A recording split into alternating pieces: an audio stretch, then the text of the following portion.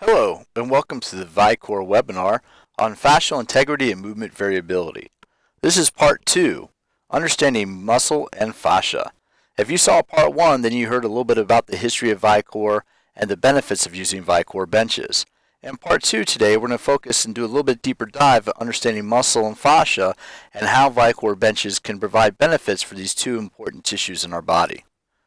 Again, my name is Pete McCall. I am an educator. I've worked with the American Council on Exercise, the National Academy of Sports Medicine, and a variety of other organizations. And I've been affiliated as an educator with Vicor now for about a year. The reason why that's important is because when I saw this product line, I was really intrigued and really fascinated by it.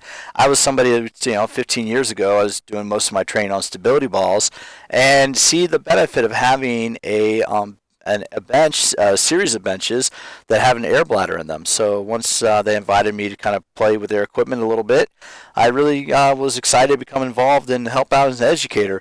As you can see on the screen, there's some of my background of other groups I've worked with, other things I've done. I like to take the time to learn about new equipment and new products. And so I'm excited today to talk about the benefits of using Vicor benches and why you should consider them as part of your training toolbox for working with your clients. As I mentioned, for part 1, we've already done. Part 1 is who we are. Part 2, which is today, is understanding muscle and fascia. And part 3, which will be in a separate webinar, is understanding movement variability. So if you want to know more about the organization, if you have any questions at all, if you want to see our full product line, you can check us out at www.vicor, fitness.com, and check out our product line as well as some how-to videos and some demonstration videos that we have available on the website. So now what we're going to get into today is understanding muscle. And really, when I teach about muscle, I like to point out there are two different types of muscle. We have two different types of tissue, if you will, in our muscle. Not two different types of muscle, but two different types of tissue within our muscle. We have, on the top, you see the non-contractile component. That's actually the elastic, fascia, and connective tissue. And then the bottom, you see the contractile element. That's the actual actin and myosin. Those are actual myofibrils that link to one another and cross-bridge with one another. So the way the tissues work together is that the individual fibers, the myofibrils, slide against one another. They receive the signal to contract. There's an acetylcholine release, calcium fires, and you get the signal from the motor unit for the muscle fibers to slide across one another. The actin and myosin pull and overlap across one another to create a shortening. So you have the contractile element generates force within the contractile element. That force is then dissipated through the rest of the tissue through the elastic fascia and the elastic connective tissue. So the fascia is really designed to store and release mechanical energy to enhance movement efficiency. So if you've been lifting weights for a long time, you know that and you've been working in fitness for a while, you know that one of the most common causes of injuries are little muscle pulls or little muscle injuries. A sprain is a pulled or strained ligament. A muscle strain is some type of injury to the tissue, to the muscle itself. And so when we look at that, we understand what we're learning about is that the more variable our environments are, the stronger we create the tissue, the stronger the tissue resiliency. So this webinar today is about the benefits of training the fascia. So when we look at strength, generally when we think of strength, we think of the skeletal muscle. We think of being in a stable environment and pushing against a lever. If you're laying down on a bench, you're pushing against the lever of a barbell for a bench press. If you're doing a deadlift, you're picking up the barbell, and the levers come from the muscle, the way the muscles interact with the bones of your body. So we generally consider strength as coming from the contractile component of muscle, the actin myosin cross bridges. But really, true strength involves all tissues of the muscle. True strength involves the fascia, involves the elastic connective tissue. And it really has a lot to do with collagen. Because collagen, we're used to think of that as a connective tissue. A lot of our ligaments are comprised of collagen. But collagen fibers are layered parallel to our individual muscle fibers. And if we actually lengthen a muscle under resistance, if we put different forces into muscle, then what we're going to do is create a stronger matrix of muscle and connective tissue by allowing collagen to layer in parallel with those layers. When you get a knot right now, if you get an adhesion, a knot, what you're doing is you're getting collagen binding between layers of muscle. You can kind of see that in the slides. But with the appropriate strength training program, where you have a lot of variability and you're lengthening the muscle under resistance, instead of layering perpendicular to the layers, collagen will layer parallel to muscle fibers and actually make muscle tissue stronger. So ultimately, that's what we want out of an exercise program, is not just stronger muscle, but stronger connective tissue, especially since a lot of us are going to be working with people, as they're getting older. The largest bulk of clients are going to be people 40, 50, 60, 70 years old who want to stay fit.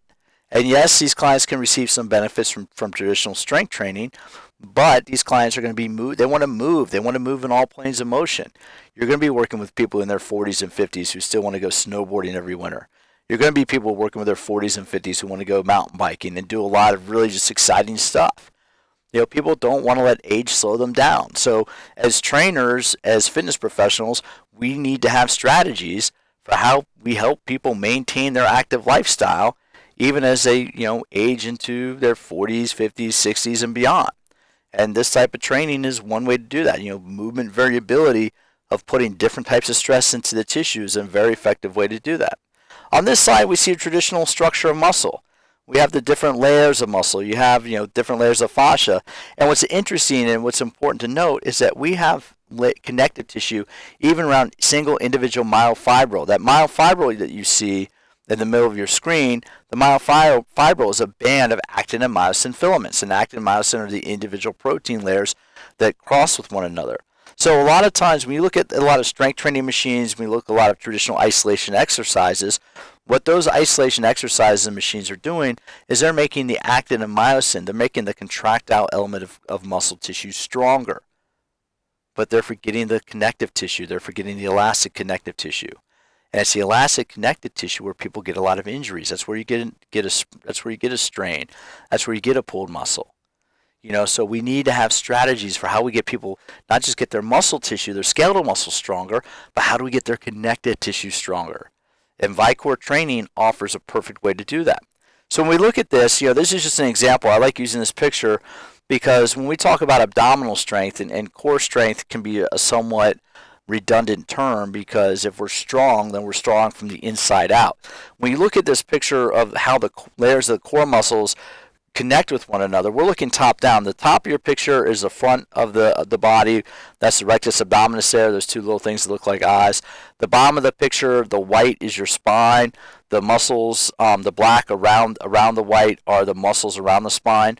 And we look at this top-down layer of the abdominal fascia. It's interesting to note that we actually have 4 layers of muscle. That if you cut the body apart like this in a sectional layer, you would see that muscle is like layers of plywood, where you actually have layers that slide across one another. So we have, usually in traditional textbooks, we have these pictures of neat little muscles that are organized. But in the body, it's a little bit messier. And in the body, it's layers of muscle pressed against one another. And when all those muscle layers work together, they create stability. And when different components of muscle work, they can actually create movement. So if we want to create strength, if we want to create true strength, we have to create stability first before we enhance mobility. And working on a variable surface, working on an unstable surface like a Vicor bench, allows you to focus first on the muscles that stabilize the spine. Once those muscles get stronger, you're able to allow all the other muscles to get stronger as a result. Another thing that I want to point out, and this is from Anatomy Trains by Thomas Myers. You may or may not be familiar with this. If you want some great information on how the body is designed to move, go to anatomytrains.net or pick up the book Anatomy Trains, now in its 3rd edition, by Thomas Myers. But what Myers did is Myers identified 12 different lines of fascia that connect through the body. And he doesn't just look at one separate component of muscle, but he looks at how different muscles connect to one another via tendons and via their connective tissue. So what you see here in this picture is the front functional line. You see the pec major, you see the rectus abdominis, you see the adductor, you see the adductor longus, which is the adductor muscle there. And you can see how those muscles connect. The green lines show how the muscles connect to each other, via connective tissue. Thomas's favorite quote is that muscles create movement. That's the actin myosin. The actual skeletal muscle creates movement. But fascia and the elastic connective tissue is what organizes movement. So your muscle will contract, but it needs to generate a force against the surrounding tissue. And that's how movement is generated and movement and force is distributed through the body. So muscles create movement and fascia organizes it. So take another look here at the lateral line. This is a separate line of a different version of the anatomy trains. Like I said, Thomas Myers has identified 12 ways that the fascia connects to the body. So traditional exercises traditionally focus on one muscle group at a time, but movement, it's important to know, is that movement connects all muscles to one another. Anytime you move, all muscles are working together. The only time a muscle works in isolation is in a machine designed for muscle isolation. I'll say that again. The only time a muscle works in isolation is in a machine designed for muscle isolation. Otherwise, in general movement, when one part of your body is moving, all parts of your body is moving. So Vern Gambetta talked about this more than 20 years ago. Vern Gambetta was a strength coach working with professional baseball players for a number of years. Vern's famous quote is that we want to train movements, not muscles. We want to train people how to move better, how to be stronger with everyday movement patterns. If we train in muscle isolation, then what we're doing is we're training one section of the body to be stronger at individual time, but we move as a series of muscles connecting to one another. Here are a couple different examples. So now we're covering 4 of the 12 fascial lines that Myers has identified. The superficial back line is on your left. The back functional line is on your right. Again, I don't want to go into detail on the anatomy trains, but I want you to see how the force connects against one another. The superficial back line on your left, that's the rectus spinae, the biceps femoris, and that's your gastrocnemius. That basically is a longitudinal axis for your body. The longitudinal axis is the point of rotation, or the axis of rotation, for any movement in the transverse plane. And if we understand movement, we know that movement in the transverse plane is rotation. So it's very important that the muscles of the superficial back line work together to create stability, to create an upright position, to create a solid, stable axis of rotation for movement through the transverse plane. So you see the back functional line. You can see how the lats are connected to the glutes. When your right arm is moving forward, your left leg is swinging forward. That's what we do in gait. And when your right arm is swinging forward and your left leg is swinging forward, you can see how you lengthen your lat and your glutes together. So we need to have understanding how all muscles work together. If we understand that, then we can have a much better idea of how to train those muscles to develop more strength. So again, I'm covering Thomas Myers' model of the 12 anatomy trains. You can look at Robert Schleip. Schleip has a book out called Fascia. Came out in 2012, where he really does a deep dive into the structures of fascia. Donald Ingber is a researcher out of a little college in Massachusetts named Harvard, and Ingber has found that there's connective tissue even down to microscopic at the cellular level. Down at the cellular level, muscle cells are connected to one another via connective tissue. So it's very important to have a way to engage all this connective tissue. So this new understanding of the body, new understanding that everything is connected to one another, the new understanding that movement in one segment influences and creates movement in all other segments, it requires a different way to train. And Vicor provides that opportunity. So if you use Vicor equipment, you're not just training the muscle, you're not just training the skeletal muscle tissue, but you're training the elastic, the ECT, the elastic connective tissue. Collagen, I mentioned collagen earlier. We generally don't think of that. Nobody comes into the gym on a Monday and says, hey, today I'm going to train my collagen, it's my collagen day. But really, collagen is a protein. It's made up of chains of amino acids that it increases the strength of our muscles. Our muscles become strongest when they're lengthening under resistance. So often when we're strength training, we're focusing on muscle shortening, but in reality, when a muscle is lengthened under resistance, what you're going to do is create more of a collagen matrix. More collagen is going to be laid down parallel to the muscle fibers, which is what creates overall strength and rigidity throughout the entire system. And that's one of the reasons, if you know anybody that is a martial artist, know anybody that's a dancer, or nobody that does a lot of yoga, you know how strong they are. They're not necessarily big, but they're incredibly strong.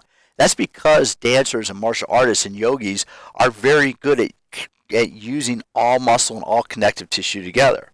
So if you haven't been thinking about how to train your collagen system or how to help your clients train to get more collagen, you should consider how to do that, because that can greatly enhance the strength of their body. That brings us to the concept of pyotensegrity. Tensegrity is an architectural term created by a guy named Buckminster Fuller, who was an architect back in the mid-20th century, in the mid-1900s, and he used the term tension and integrity, tensegrity, to describe how structures are connected. Fascia and connective tissue are your tensile structures. The skeletal tissue in our body, bones, osseous structures, are rigid. Fascia is dynamic. Fascia and connective tissue is dynamic. Skeletal is rigid. That's very similar to an architectural structure. When you look at architecture, you have two different forces in architecture. You have compressive, which is a shortening force, and you have tension, which is a lengthening force. What are the two things that a muscle does? A muscle either shortens or a muscle lengthens. So if we take this concept of tensegrity and apply it to the human body, we are a structure where everything is connected to one another. It is more appropriate to say, if you look at Sklar's concept of biotensegrity, he wrote a book, Graham Sklar wrote a book on biotensegrity, he suggests that our bones are supported by fascia and connective tissue. Then when you look at the body as an entire structure, and keep in mind that when you were born, not even when you were born, but when you were first gestated in vivo in your mother's uterus, you are one single cell. You're one cell divided to 2 cells, divided into 4 cells, divided to 8, to 16, divided to 32, 64, 128, 256. Your body was started out from one cell. Therefore, we have to look at training solutions, at exercise solutions that train our body as an entire structure. The idea of training in muscle isolation, that's what we thought was best, 30 years ago. With this new understanding of how the body develops, this new understanding of how muscles connect to one another, we have to understand how to produce and distribute force in all 3 planes through our body. And that's what Vicor equipment allows you to do. And finally, metabolic conditioning. Metabolic conditioning is a very hot, popular term right now. Metabolic conditioning means just using energy pathways in your body. You have energy metabolism. You have one of 3 ways your body produces ATP, which is a chemical for energy. That's what fuels muscle contractions. You have short-term, intermediate, and long-term. That's kind of outside the scope of what we're talking about. But what is important is that your body will consume 5 calories of energy. And remember, a calorie is just a unit of energy. Your body will consume 5 calories of energy to use 1 liter of oxygen. So anytime you have an exercise which involves more muscle tissue, your body will consume and utilize more oxygen. Anytime you utilize more oxygen or consume more oxygen during a workout, you increase the energy expenditure of the workout. So when you start looking at that, you say, all right, am I going to have my client train on a stable surface, or can I have my client train on an unstable surface? Which one's going to engage more muscle tissue? Anytime you engage more muscle tissue, you automatically increase the energy expenditure. So there's some information about muscle and tissue. The next phase or the next sequence of this webinar will be about movement variability. This is kind of a little overview of what to expect. We want to have a fascia and connective tissue system that's optimally resilient, because the more training, the more type of stimulus we can put into our body during training, the better response we will get out of our body when we need it to perform for us, whether you're just performing in a sport or whether you're performing in life. And what's interesting, what I'm going to go into in part 3 of this webinar, is the concept of movement variability, that no 2 movements are exactly the same. That's a huge concept, because how many times as a trainer have we said, I teach my clients perfect form? If you focus on perfect form with your clients, you may be in fact doing them a disservice rather than a service. That's what part 3 of this webinar will cover. If you have any questions about Vicor, my name is Pete McCall, but you can contact Vicor. Contact my colleague Greg Nigro, Greg Nigro. You see his email there, Greg Nigro at VicorFitness.com. If you want to check out our product line and see if it might be right for you or your facility, then ViCorefitness.com. Come visit us there. This has been part 2 of the Vicor webinar series on muscle and fascia, and I will look forward to having you be a guest for part 3. Thank you very much.